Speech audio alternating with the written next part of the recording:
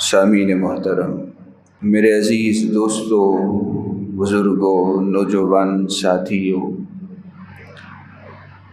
میں نے آپ حضرات کے سامنے قرآن مجید فرقان حمید کی 2 آیات اور نبی علیہ السلام کے فرامین میں سے 2 چند حدیثیں پڑھی ہیں۔ قرآن مجید کی جو آیات آپ حضرات کے سامنے تلاوت کی گئیں، ان کے اندر اللہ رب العزت ارشاد فرما رہے ہیں، وَإِذَا سَأَلَكَ عِبَادِي عَنِّي فَإِنِّي قَرِيبٌ، کہ جب میرے بندے میرے متعلق سوال کریں تو یقیناً میں قریب ہوں۔ اجیب دعوت الداع اذا دعان، جب بھی میرا کوئی بندہ مجھے پکارتا ہے تو میں اس کی پکار کو قبول کرتا ہوں۔ فَلْيَسْتَجِيبُوا لِي وَلْيُؤْمِنُوا بِي لَعَلَّهُمْ يَرْشُدُونَ، لہٰذا میرے بندوں کو چاہیے کہ وہ مجھ ہی سے مانگیں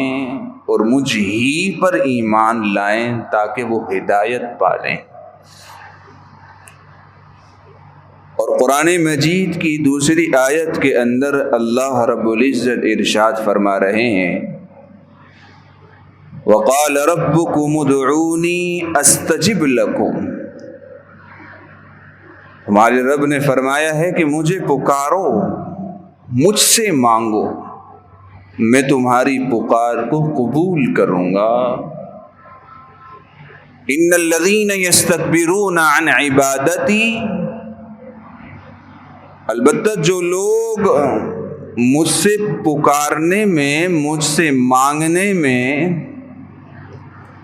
تکبر کا مظاہرہ کرتے ہیں، سیدخلون جہنم داخرین، تو ایسے لوگ عن قریب ذلیل و خوار کر کے جہنم میں داخل کیے جائیں گے۔ جناب نبی کریم صلی اللہ علیہ وسلم کی جو احادیث پڑھی گئی، ان کے اندر حضور علیہ السلام یہ ارشاد فرما رہے ہیں کہ الدعاء هو العبادہ، دعا ہی عبادت ہے۔ دعا کیا ہے؟ دعا وہ ایک عبادت ہے۔ اور دوسری حدیث کے اندر جناب نبی کریم صلی اللہ علیہ وسلم ارشاد فرما رہے ہیں، الدعاء مخ العبادہ، کہ دعا عبادت کا مغز ہے۔ اور جو تیسری حدیث پڑھی گئی اس کے اندر جناب نبی کریم صلی اللہ علیہ وسلم ارشاد فرما رہے ہیں کہ لیس شیء اکرم علی اللہ من الدعاء، کہ اللہ تعالی کو سب سے زیادہ محبوب چیز جو ہے وہ دعا ہے۔ وہ کیا ہے؟ تو میرے مسلمان دوستو، بھائیوں،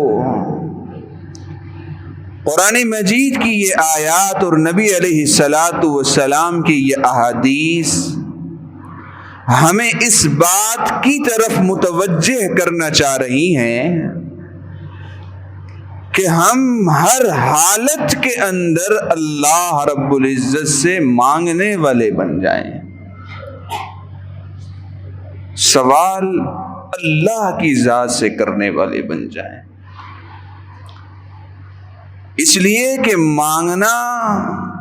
وہ بھی اللہ کی ذات سے، یہ اللہ کے محبوب بندوں کا پیشہ ہے۔ اس لیے کہ ہر کسی کو اللہ سے مانگنا نصیب نہیں ہوتا، بلکہ جو اللہ کے محبوب اور چنیدہ لوگ ہوتے ہیں نا، اللہ تعالیٰ انہیں اپنے سامنے ہاتھ پھیلانے کی توفیق دیتے ہیں۔ اگر کوئی شخص کہہ دے نا میں تو دعا ہی نہیں مانگتا، اسے سوچنا چاہیے کہ دعا تو وہ مانگتا ہے اللہ سے جسے اللہ توفیق دیتے ہیں۔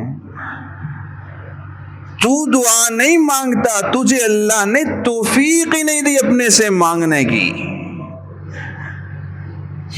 تو قرآن مجید کی آیات اور نبی علیہ الصلاۃ والسلام کی احادیث پوری امت کو اس بات کی طرف متوجہ کر رہی ہیں کہ ہم اپنا ہر مسئلہ اللہ کی عدالت میں لے کر جائیں اور اس کا حل ہم اللہ کی ذات سے مانگنے والے بن جائیں۔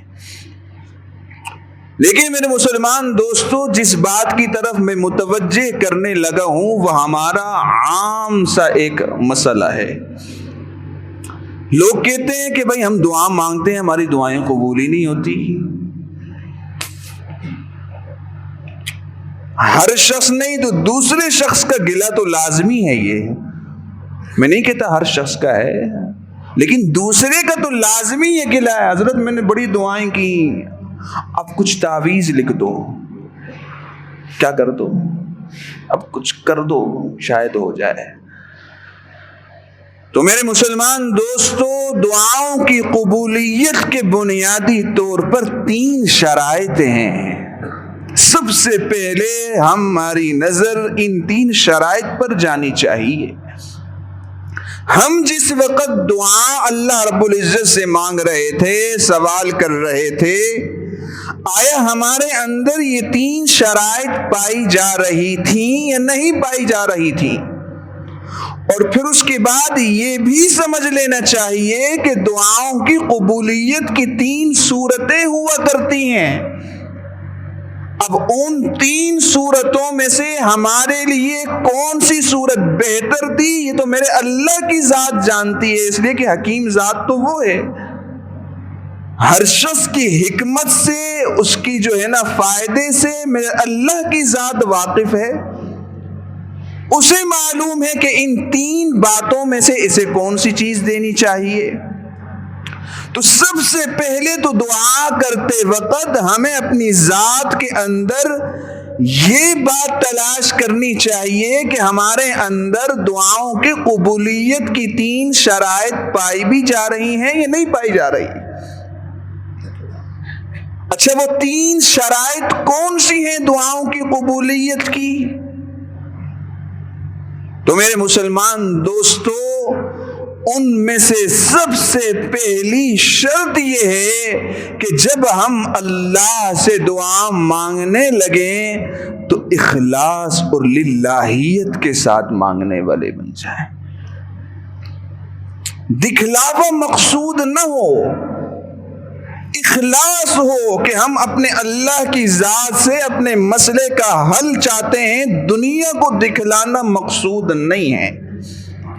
یہ پہلی شرط ہے۔ یوں نہ ہو کہ ہم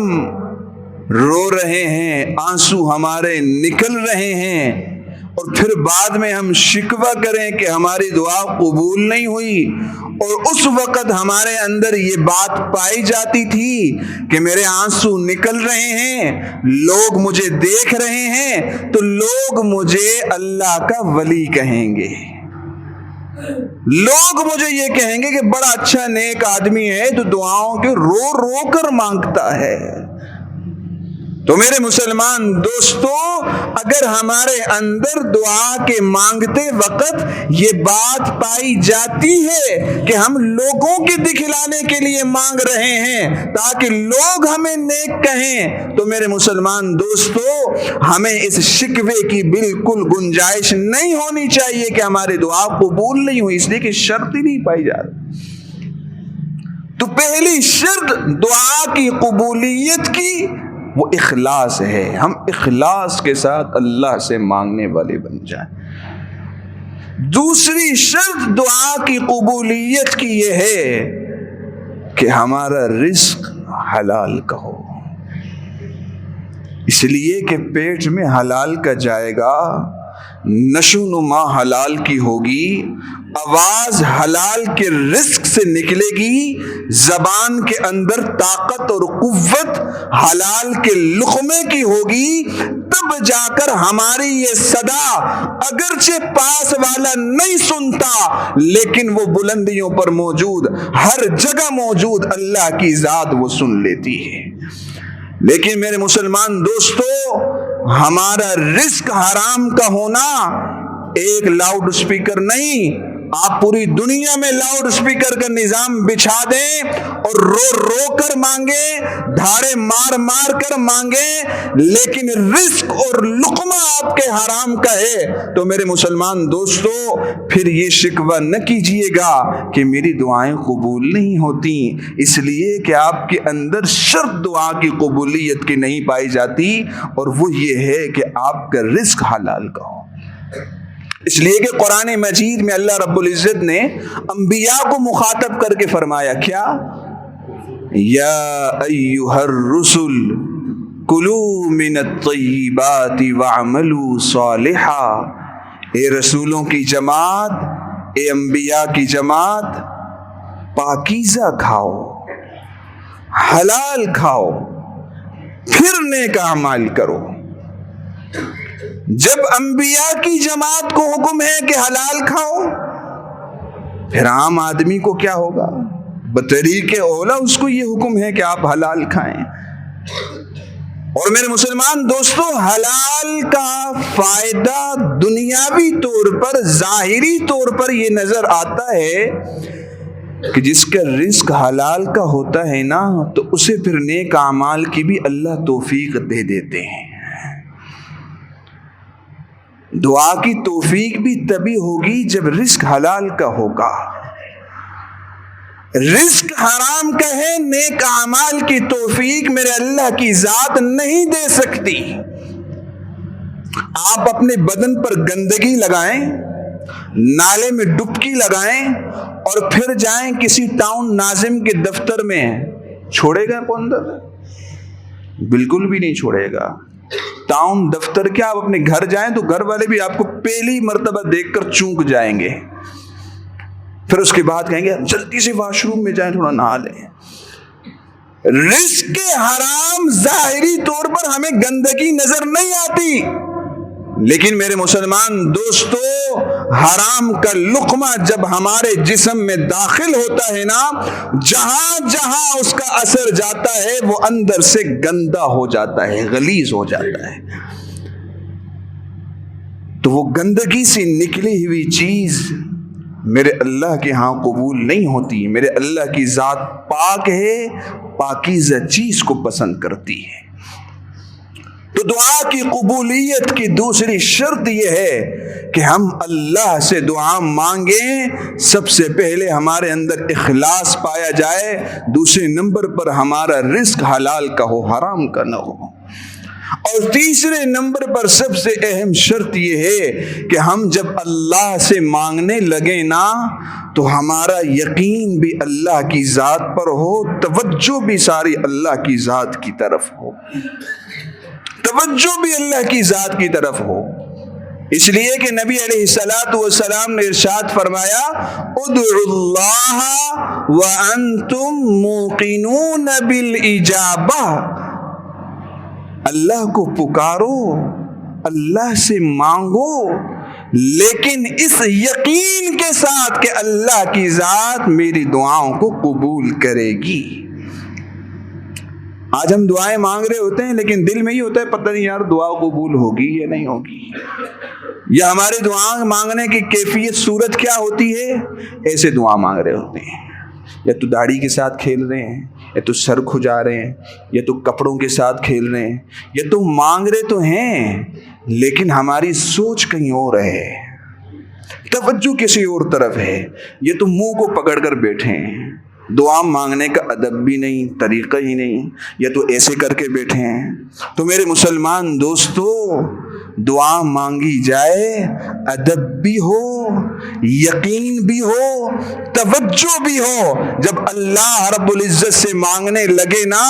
تو آپ کے یہ ہاتھ اٹھنے چاہیے، آپ کے چہرے کے سامنے ہوں اور دونوں ہاتھوں کے درمیان کچھ فاصلہ ہو، اور پھر اللہ کی ذات سے مانگا جائے، توجہ بھی اللہ کی ذات کی طرف ہو، یقین بھی اللہ کی ذات پر ہو، اخلاص بھی پایا جائے، رزق بھی حلال کا ہو، پھر اللہ رب العزت دعاؤں کو قبول کرتے ہیں۔ اس لیے کہ اسلاف اور اکابر کے ہمیں ایسے واقعات ملتے ہیں کہ انسان سوچنے پر مجبور ہو جاتا ہے، یہ کیسے ہو گیا؟ یہ ایسے ہو گیا کہ وہ یقین کے ساتھ مانگتے تھے، اخلاص کے ساتھ مانگتے تھے، لقمہ حلال کا کھاتے تھے، پھر جب اللہ سے مانگتے تھے تو اللہ رب العزت اپنی ساری مشینری کو اس کی خدمت پر لگا دیتے تھے، ساری مشینری کو اس کی خدمت پر لگا دیتے تھے۔ علامہ ابن اسیر جزری رحمہ اللہ کی کتاب ہے اسد الغابہ فی معرفت الصحابہ، اس میں حضرت نے حضرات صحابہ کرام رضوان اللہ تعالی علیہم اجمعین کی حیات پر کچھ واقعات لکھے ہیں، ان کی حیات کو لکھا ہے۔ اس میں ایک صحابی رسول حضرت معلق انصاری رضی اللہ تعالی عنہ کا انہوں نے واقعہ لکھا دعا کی قبولیت کا۔ ایک مرتبہ سفر پر نکل پڑے، راستے میں چلتے چلتے سنسان وادیاں بھی آتی ہیں، پرانے زمانے کا واقعہ ہے، کوئی سواری کیسے کوئی سسٹم تھا نہیں، چلتے چلتے سواری پر تھے، راستے میں سنسان علاقہ آیا، تو سنسان علاقے میں سامنے سے انہیں چند لوگ آتے نظر آئے، وہ جب ان کے قریب پہنچے تو ایک نے یک دم سے اپنا خنجر، نیزہ، جو اس وقت کے جو اسلحہ وغیرہ جو بھی تھا وہ نکالا، پسٹل وسٹل نہیں ہوتی تھی، یہ اسلحہ نیزہ ہوتا، تلوار، چاقو، یہ چیزیں، اور نکال کر صحابی رسول حضرت معلق انصاری رضی اللہ تعالی عنہ کی گردن پر رکھ دیا اور فرمایا اپنی سواری سے بھی اتر جاؤ، جو ساز و سامان ہے وہ بھی سب نکالو اور قتل بھی کروں گا۔ حضرت معلق انصاری رضی اللہ تعالیٰ عنہ فرمانے لگے یار تمہیں سواری چاہیے نا لے لو، ساز و سامان چاہیے لے لو، مال و دولت چاہیے جو میرے پاس ہے سب لے لو، قتل تو نہ کرو نا۔ کہا نہیں، ہمارا طریقہ یہ ہے کہ ہم ساز و سامان بھی لیتے اور ہم لوٹتے بھی ہیں اور قتل بھی کرتے ہیں، اگر ہم آپ کو چھوڑ دیں گے، آپ جاؤ گے بتاؤ گے بھئی یہ راستہ لوٹنے والا ہے، اس راستے پھر کوئی آئے گا نہیں، ہماری دکانداری بند ہو جائے گی۔ کہا اچھا تم نے مارنا ہی ہے تو پھر مجھے اتنی مہلت دو کہ میں تو چند رکعتیں پڑھ لوں۔ ان کے لیے چلو بھی پڑھ لو، 2 رکعت کیا 4 پڑھو 6 پڑھو، جن لوگوں کا اللہ سے تعلق نہیں ہوتا نا پھر وہ ایسی ہی باتیں کرتے ہیں، 4 پڑھ لے 6 پڑھ لے۔ حضرت معلق انصاری رضی اللہ تعالیٰ عنہ نے نیت باندھی، 2 رکعت پڑھی، دعا کے لیے ہاتھ بلند کیے، اب وہ دعا مانگ ہی رہے تھے، معلق انصاری رضی اللہ تعالیٰ عنہ فرماتے ہیں کہ میرے سامنے ایک خوبصورت نوجوان سفید کپڑوں میں ملبوس آیا، جس کا قد میری نظر تو ختم ہو رہی تھی، اس کا قد ختم نہیں ہو رہا تھا، طاقتور نوجوان تھا اور ہاتھ میں چمکتی ہوئی تلوار تھی، اس نے اپنی اس چمکتی ہوئی تلوار سے ان ڈاکوؤں کے سر قلم کیے، اور میں نے اس نوجوان سے پوچھا کہ بابا تو کون ہے، آج سے پہلے تجھے میں نے کبھی دیکھا نہیں۔ اس نے جاتے جاتے یہ بات کہہ دی کہ جب آپ نے دعا اٹھا کر اللہ سے مانگنا شروع کیا نا تو میں 4تھے آسمان سے آیا ہوں، 4تھے آسمان سے آیا ہوں۔ جب آپ نے مانگنا شروع کیا نا تو جس طرح دروازے پر کوئی دستک دیتا ہے اس طرح کی دستک کی آواز ایک مرتبہ آئی، پھر دوسری مرتبہ آئی، پھر تیسری مرتبہ آئی، پھر غیبی آواز آئی کہ بھائی جاؤ، زمین پر میرا ایک بندہ مجھے پکار رہا ہے، جاؤ جا کر اس کی مدد کرو۔ تو میں چل آیا۔ میرے مسلمان دوستو، جب بندہ اخلاص کے ساتھ مانگتا ہے، رزق حلال کا ہوتا ہے، توجہ اور یقین اللہ رب العزت کی ذات پر ہوتا ہے، تو پھر اللہ رب العزت 4تھے آسمان سے نہیں 7ویں آسمان سے بھی مدد نازل کر سکتے ہیں، لیکن شرط یہ ہے کہ ہمارے اندر یہ شرائط پائی جائیں۔ لیکن میرے مسلمان دوستو ایک بات اور سمجھیے گا، دعا کی قبولیت کے 3 نتیجے ہوا کرتے ہیں۔ یا تو اللہ رب العزت بندے نے جو مانگا ہے وہی دے دیتے ہیں، یا تو اللہ رب العزت بندہ دعا مانگ رہا ہے لیکن وہ حکیم ذات ہے، اسے معلوم ہے کہ یہ چیز اس کے لیے فائدہ مند ہے، نقصان دہ ہے، اللہ رب العزت وہ چیز نہیں دیتے لیکن اسے آئندہ مستقبل میں کوئی نقصان ہونے والا ہوتا ہے، اس دعا کی برکت سے بندے کو اس نقصان سے بچا دیتے ہیں۔ دوسرا نتیجہ یہ ہوتا ہے۔ تیسرا نتیجہ یہ ہوتا ہے کہ اللہ رب العزت اس دعا کے ذخیرے کو اس کے لیے آخرت کے لیے محفوظ کر دیتے ہیں۔ حدیث میں آتا ہے جب کل قیامت کے دن بندہ اللہ رب العزت کے دربار میں پہنچے گا نا، اسے اس کی سب نیکیاں دکھائی جائیں گی، ایک طرف نیکیوں کا پہاڑ نظر آئے گا، جب اس کی طرف دیکھے گا اور سوال کرے گا اللہ یہ کیا ہے، اللہ رب العزت ارشاد فرمائیں گے یہ تو دنیا میں دعائیں مانگا کرتا تھا اور پھر تو سوچتا تھا یار میری دعائیں تو دنیا میں بظاہر قبول نہیں ہو رہی، یہ ان دعاؤں کا ذخیرہ میں نے جمع کر رکھا ہے، اس موقع پر بندہ دل میں یہ تمنا اور خواہش کرے گا کاش دنیا میں میری کوئی دعا قبول ہی نہ ہوئی ہوتی، اتنا کچھ مل رہا ہے دعاؤں پر۔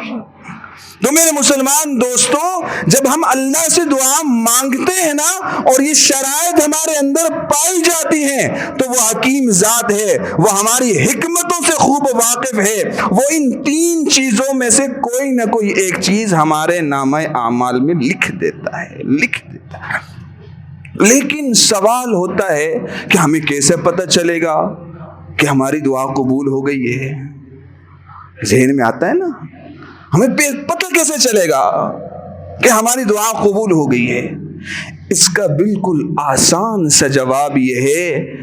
کہ بھائی دیکھو، آپ کسی کاریگر کو بلاتے ہیں، اپنے گھر کی بجلی کا کام کراتے ہیں یا کچھ بھی کراتے ہیں، اگر اس نے کام اچھا کیا ہوتا ہے نا تو پھر دوسری مرتبہ بھی اسے ہی بلاتے ہیں، ایسے ہی ہے کہ نہیں؟ اگر اس نے کام میں ڈنڈی ماری ہے دوبارہ بلاتے ہیں اسے، بلکہ 2-4 گالیاں بھی دیتے ہیں، ایسے عجیب آدمی، لوگوں کو بھی کہتے ہیں وہ اس سے کام نہیں کروانا۔ میرے مسلمان دوستو، ایک مرتبہ آپ نے عبادت کی، نماز پڑھی، روزہ رکھا، حج کیا، عمرہ کیا، اللہ سے دعا مانگی، اللہ نے آپ کو اگر دوبارہ وہی عبادت کرنے کی توفیق دے دی نا، سمجھو پہلے والی قبول ہو گئی۔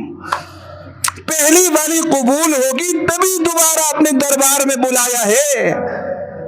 کوئی شخص یہ نہ کہے یار میں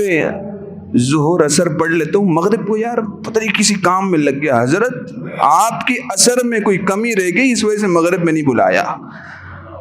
پچھلی کی سوچو، اس کی نہیں، پچھلی میں کچھ کمی رہ گئی، اگلی میں بلایا نہیں۔ تو میرے مسلمان دوستو،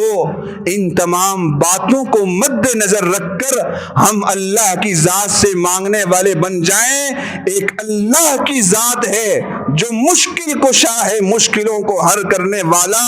بگڑی بنانے والا، رزق دینے والا، اولاد دینے والا،